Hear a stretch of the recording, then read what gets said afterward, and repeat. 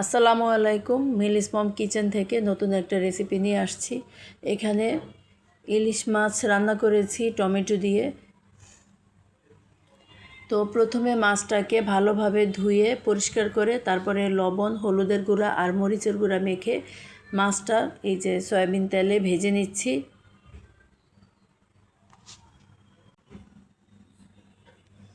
তো এই যে দেখেন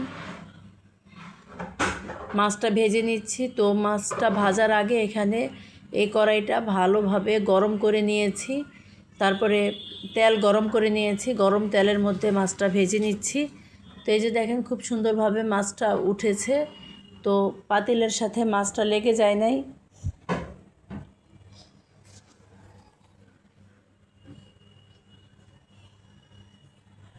তো এই যে মাছের এক পাশ ভাজা হয়েছে, এখন মাছটা উল্টে দিয়েছি, অন্য পাশটা ভেজে নিচ্ছি।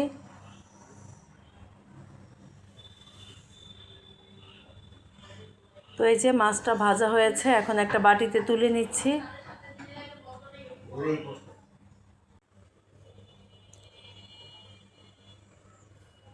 তো এই যে দেখেন মাছটা ভাজা হয়েছে, এখন একটা বাটিতে তুলে নিচ্ছি। তো মাছ ভাজার ওই তেলের মধ্যে দিয়েছি পেঁয়াজ কুচি, তারপরে সামান্য আর একটু তেল দিয়েছি। তো পেঁয়াজটা ভেজে নিচ্ছি।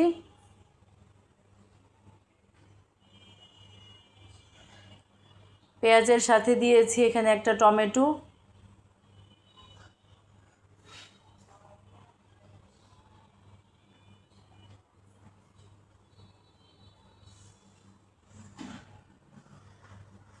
তারপরে দিয়েছি স্বাদমতো লবণ, তারপরে দিয়েছি আধা চা চামচ হলুদ গুঁড়া, তারপরে দিয়েছি আধা চা চামচ মরিচের গুঁড়া। তো এই যে মশলাটাকে ভেজে নিচ্ছি তেলের মধ্যে। তারপরে দিয়েছি আধা চা চামচ ধনিয়া গুঁড়া। তো এই যে দেখেন মশলাটা ভেজে নিচ্ছি।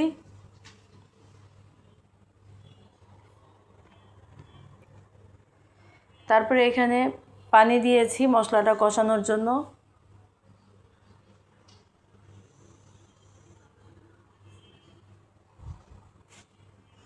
তো মশলাটাকে ভালোভাবে কষিয়ে তারপরে এখানে দিয়ে দিচ্ছি ভাজা মাছ। তো এই যে ভাজা ইলিশ মাছটা দিয়ে দিচ্ছি। তারপরে দিয়েছি এখানে পরিমাণ মতো ঝোল।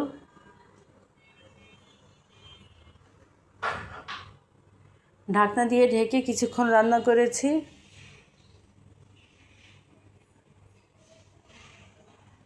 তো এই যে দেখেন ঝোলটা ঘন হয়ে আসছে। তো টমেটো দিয়ে ইলিশ মাছ, এটা খুবই মজার হয়েছে এই রেসিপিটা।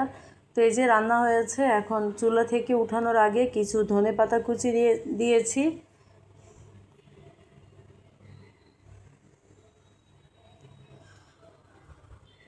আশা করছি আজকের এই রেসিপিটা ভালো লাগবে। যদি ভালো লাগে তাহলে প্লিজ আমার চ্যানেলটা সাবস্ক্রাইব করে আমার চ্যানেলের সাথেই থাকবেন।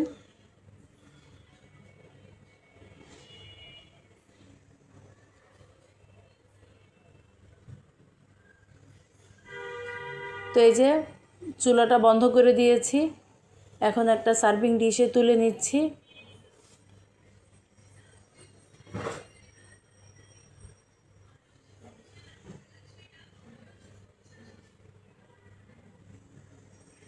আজকের এই রেসিপিটা এ পর্যন্তই। পরবর্তী রেসিপি দেখার আমন্ত্রণ জানিয়ে এখানেই শেষ করছি। সবাই ভালো থাকবেন, সুস্থ থাকবেন। আল্লাহ হাফেজ।